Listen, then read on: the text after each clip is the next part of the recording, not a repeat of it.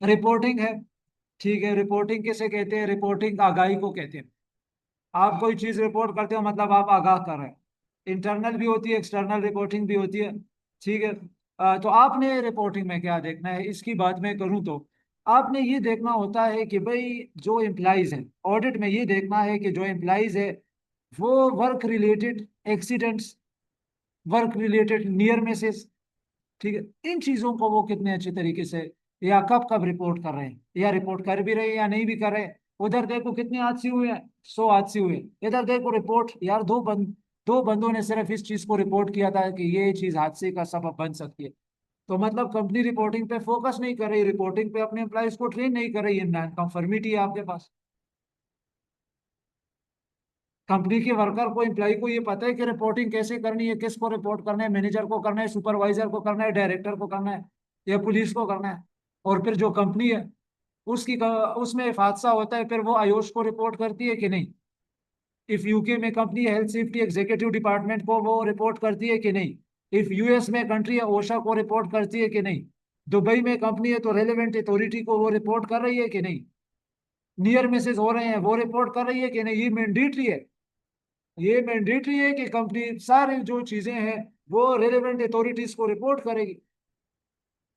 हादसा होता है उसने रिपोर्ट करना है, हादसा होता नहीं है तो फिर वो तो अलग बात है, वो तो बहुत बेहतरीन बात है। होता है तो रिपोर्ट करना है। और रिपोर्टिंग के रिकॉर्ड्स भी आप लोगों ने चेक करने होते हैं। वर्कर कितना रिपोर्ट कर रहा है कंपनी को। ठीक है। फिर रिपोर्ट हादसे के बारे में हो, कोई कंप्लेंट रिपोर्ट्स हो, ठीक है ना, कोई हैजर्ड रिपोर्ट हो, किसी ने हैजर्ड देखा और आके रिपोर्ट किया हो, ठीक है, नियर मिस किसी के साथ हो गई हो उसको रिपोर्ट करना होगा।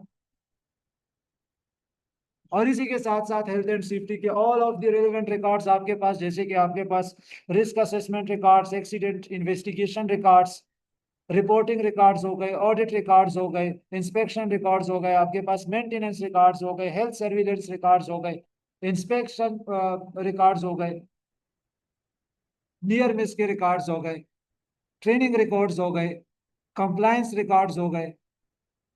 इसी के साथ साथ जो चीजें ऐसा है health and safety management system का, वो है इंसेंटिव्स, और हमारे पास डिसिप्लिनरी एक्शंस आ जाते हैं कि भाई कंपनी में जो बेस्ट सेफ्टी वर्कर्स है, इसका मतलब है कि जो मतलब बहुत अच्छी तरीके से उनका ड्रेसअप है, उनका बिहेवियर है, हेल्थ एंड सेफ्टी को इम्प्लीमेंट करने के लिए एज अ वर्कर वो 100% कर रहे हैं। तो ऐसे अफराद के लिए, ऐसे एम्प्लॉइज, ऐसे वर्कर्स, सुपरवाइजर्स के लिए जो भी रेलेवेंट है, ठीक है, या जो हेल्थ एंड सेफ्टी की फील्ड में हो, मतलब कंपनी की जितनी एम्प्लॉइज है उन सब की मैं बात कर रहा हूँ। ठीक है। फिर वो एचईसी डिपार्टमेंट के हो या जिस भी डिपार्टमेंट के हो, वो उनको अच्छा परफॉर्म करने पर रिवार्ड सिस्टम, रिवार्ड स्कीम बनाई जाए। ठीक है, रिवार्ड स्कीम हिस्सा है health and safety management system का। और रिवार्ड स्कीम ऐसी होनी चाहिए, वो रिवार्ड प्रमोशन की शक्ल में हो, वो रिवार्ड सैलरी या फिर पेमेंट की शक्ल में हो, या किसी इंसेंटिव की शक्ल में हो। ठीक है। उससे क्या होगा, आपके जो एम्प्लॉयज है उसको उसके मोरल बूस्ट होता है, मोरल को बूस्टिंग मिलती है। तो आपने ये भी देखना होता है कि भाई इफ कंपनी है, ठीक है, उधर जो best performance health and safety field में दे रहा है उसको कोई रिवार्ड वगैरह भी मिल रहा है कि नहीं? इफ रिवार्ड नहीं मिल रहा है, वो 2-3 साल करेगा, 2-3 साल करने के बाद जनाब उसका दिल भर जाएगा, डिमोटिवेट होगा, मोराल उसका कम होना है। इसी के साथ साथ फिर जो डिसिप्लिनरी एक्शन है रूल ब्रेकर्स के खिलाफ, कंपनी ने जो पॉलिसी बनाई है, जो डॉक्यूमेंटेशन है, ठीक है,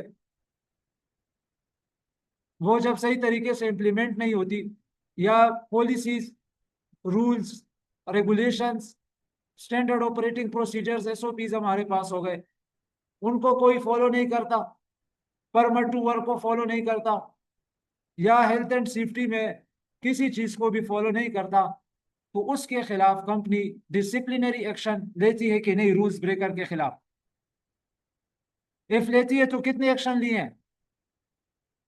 डिसिप्लिनरी एक्शन अभी इस पे मैं मजीद बात करूं तो आप लोग ऐसे ले सकते हैं कि भाई पहले बंदे को आप मुंह पे समझा दें कि भाई आपका ये काम क्या है, आप इसको ठीक करें, नहीं ठीक करेंगे तो आपको फाइन किया जाएगा, और या फिर आपको किक आउट किया जा सकता है। तो फिर इसी तरह आपने एक्शन भी लेना होता है और प्रॉपर उसके रिकॉर्ड्स बनाने होते हैं। इमरजेंसी प्रिपेयर्डनेस पे बात करते हैं। बहुत ज्यादा लाजमी है। क्यों लाजमी है? आप 100% चीजों को सही मैनेज करो, फिर भी कुदरत पे हम यकीन रखते हैं, नेचर पे यकीन रखते हैं, कुछ भी हो सकता है। तो इफ कुछ होता है तो उस इमरजेंसी के लिए हमने क्या रहना है? प्रिपेयर्ड रहना है। उसके लिए हम पहले से प्रिपरेशन करते हैं और उसको हम इमरजेंसी प्रिपेयर्डनेस कहते हैं। और जो प्लान बनाते हैं उसके लिए, उसको हम इमरजेंसी रिस्पांस प्लान कहते हैं। इमरजेंसी रिस्पांस प्लान डॉक्यूमेंट के शक्ल में मौजूद होना चाहिए। डॉक्यूमेंट के शक्ल में देखेंगे तभी जाके वो एक्यूरेट माना जाएगा। डॉक्यूमेंट में भी मौजूद है, साइट पे भी मौजूद है। ठीक है, डॉक्यूमेंट में है कि कमरे में 2 फायर एक्सटिंग्विशर लगे हैं, साइट पे कोई फायर एक्सटिंग्विशर नहीं है, डॉक्यूमेंट वैलिड नहीं है, नॉन कंफर्मिटी है। शाबाश, फायर एक्सटिंग्विशर लगाओ। अभी नहीं देंगे ऑडिट रिपोर्ट, ठीक है, नहीं देंगे आपकी कंपनी को सर्टिफिकेशन। आप अपनी कंपनी के नाम के साथ कभी ISO 45001 सर्टिफाइड नहीं लिख पाएंगे। क्यों? नॉन कंफर्मिटी है। आप चीजों को अच्छी तरीके से मैनेज नहीं कर रहे, रिकॉर्ड्स आपके पास नहीं है। रिकॉर्ड इफ है तो साइट पे उस चीज की इम्प्लीमेंटेशन जीरो है, कुछ नहीं है आगे पीछे उसकी। इसी तरह ड्रिल्स हो गई। तो जो रेलिवेंट ड्रिल्स है, ड्रिल्स सालाना कम से कम 2 तो करानी होती है। 6 महीनों में 2 करा लो, बेहतरीन बात है। क्वार्टरली कराओ, साल में 4 हो जाएगी, अच्छी है। कम से कम 2 तो होनी चाहिए। ठीक है। इफ कोई ड्रिल नहीं है तो ये मेजर नॉन कंफर्मिटी है। क्या है? कोई ड्रिल नहीं है तो ये मेजर नॉन कंफर्मिटी है कि भाई क्यों ड्रिल नहीं करा रहे हो, इमरजेंसी में क्या करोगे। फायर फाइटिंग की जो फैसिलिटीज है, ठीक है, फायर अलार्म्स हो गए, आपका फायर अलार्म का सिस्टम काम कर रहा है कि नहीं, कि सिर्फ लगाया हुआ है। ठीक है, उसकी इंस्पेक्शन होती है कि नहीं होती है, डॉक्यूमेंट दिखाओ, किधर है डॉक्यूमेंट। ठीक है। फिर आपकी जो इमरजेंसी कांटेक्ट पॉइंट्स है, असेंबली पॉइंट्स वगैरह, उस पे आप लोगों ने साइन बोर्ड्स लगाए हैं कि नहीं। ठीक है। और आपकी जो इमरजेंसी की जो आपकी असेंबली पॉइंट है, वो खुद खतरे से बाहर है कि नहीं। ऐसे ना हो कि तुम हादसे में लोगों को उधर पहुंचवा रहे हो, उधर खुद बहुत ज्यादा खतरा है। ठीक है, तो आसमान से गिरा खजूर में अटका वाला सिस्टम तो नहीं। ठीक है, तो ये सारी चीजें आपने क्या करनी होती है, मैनेज करनी होती है।